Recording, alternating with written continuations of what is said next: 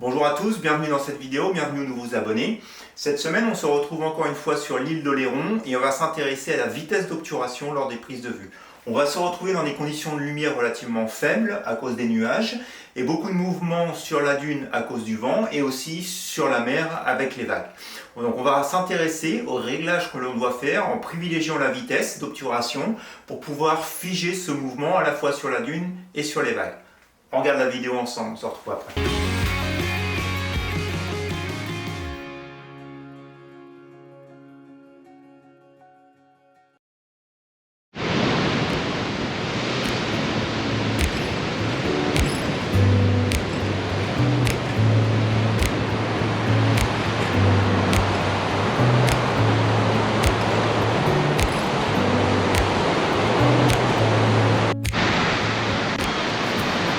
Bonjour à tous, nous revoici au sommet de la dune. Toujours les grandes marées, grands coefficients. Je crois qu'on est à 5,80 m là aujourd'hui, pas tout à fait 6 mètres. Mais comme vous pouvez le voir déjà, on n'est pas encore très loin de la dune. Donc je suis venu ici, c'est nuageux ce matin. Donc l'idée c'est plutôt cette mer haute, la dune, les nuages. Le soleil de l'autre côté est en train de se lever. Il y a encore... Et ben voilà maintenant, le soleil est en train de se lever. Donc je pense pas qu'on aura de couleur sur les nuages aujourd'hui.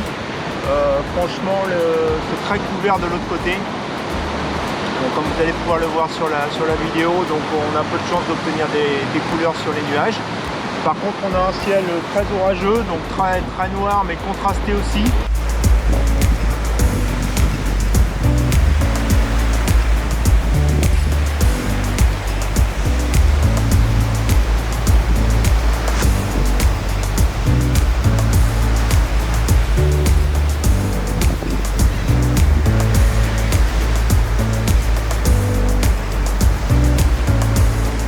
Voilà, aujourd'hui on va faire une seule image. L'image c'est la dune qui va nous guider tout à travers de la photo. Ici sur l'arc de cercle, on a les mouettes en plus.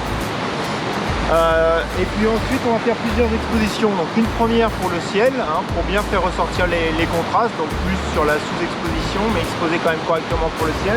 Et puis une avec des vitesses beaucoup plus rapides pour pouvoir figer quelque peu le mouvement des vagues.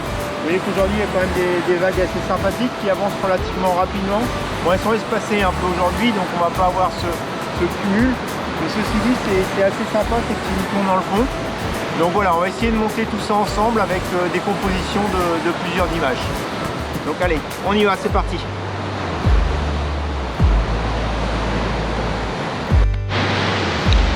Donc voici la composition.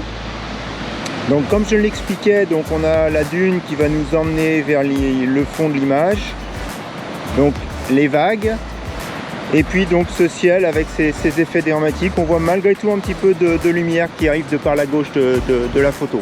Donc voilà, je vais faire une première exposition pour les nuages. Donc là aujourd'hui, quand je regarde au niveau de mon exposition, pour la partie des nuages, donc je me suis mis en ISO 400. Je mets une profondeur, un diaphragme de f8 et donc j'ai une vitesse du 1/40e. Donc on regardera, mais je pense que ça sera pas suffisant pour fixer les vagues. Donc voilà, on va déjà faire cette première image, première exposition sur le ciel.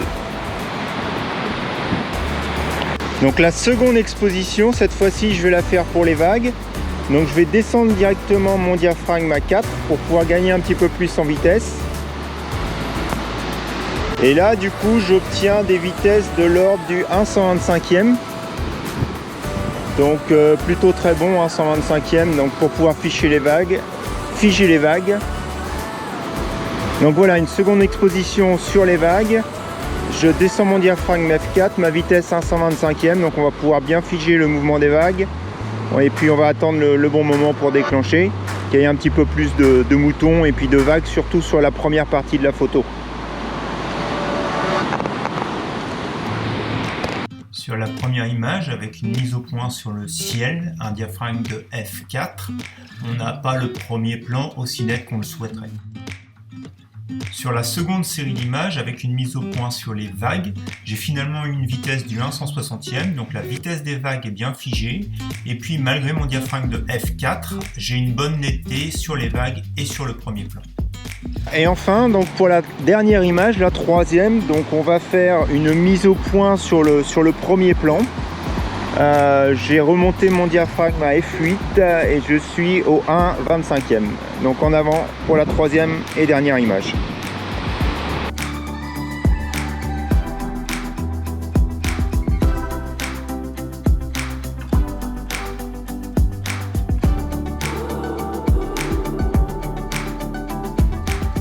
Comme vous avez pu le voir, dans ces conditions de lumière basse, il a fallu faire des compromis à la fois sur la sensibilité et puis sur le diaphragme pour avoir une bonne vitesse d'obturation. En général, je prends mes images à ISO 200 grand maximum. Ici, je suis monté jusqu'à du ISO 400 et j'ai ouvert au maximum mon diaphragme à f4, alors qu'en général, je suis plus sur du f8, f11 lors de mes prises de vue. Et c'est en augmentant la sensibilité et en ouvrant mon diaphragme que j'ai pu finalement obtenir des vitesses de l'ordre de 1/125e et 1/160e pour figer le mouvement à la fois dans les dunes et sur les vagues. Et d'ailleurs, sur cette dernière image que j'ai fait pour le premier plan, finalement, j'ai dû fermer mon diaphragme de f8 encore une fois à f4 pour obtenir une vitesse de 1/160e parce qu'en fait à f8 le mouvement était encore trop important au niveau du vent sur la dune et donc les herbes et les fleurs étaient relativement floues, trop floues par rapport à l'effet que je voulais obtenir. Donc au final j'ai utilisé la photo avec mise au point sur les vagues, la photo avec la mise au point sur le premier plan. Je les ai mélangés ensemble dans Photoshop comme j'ai eu l'occasion de vous montrer la semaine dernière. Et puis donc ça donne cette image finale qu'on va regarder ensemble. Et on se retrouve après pour la conclusion.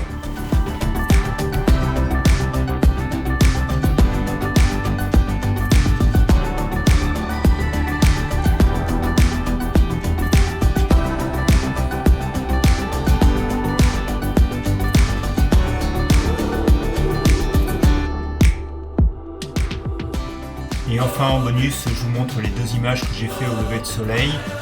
À cause du mouvement des feuilles dû au vent sur la dune, j'ai choisi une vitesse d'obturation de 1 centième et là encore j'ai fait un compromis au niveau de mon diaphragme pour reprendre cette image.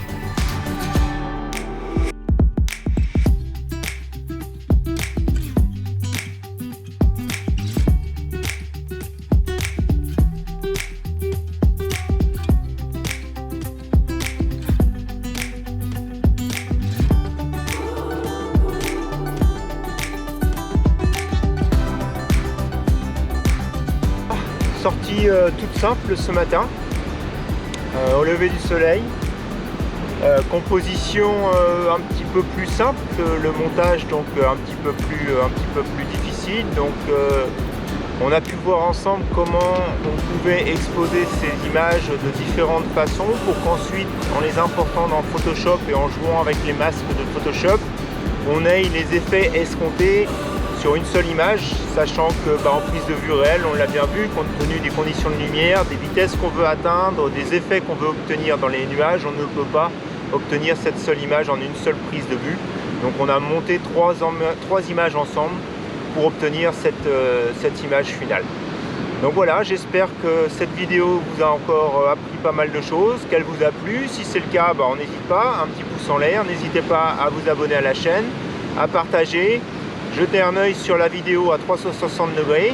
Et puis je vous souhaite à tous un bon dimanche, une bonne semaine, et puis je vous dis à la semaine prochaine. Allez, à bientôt!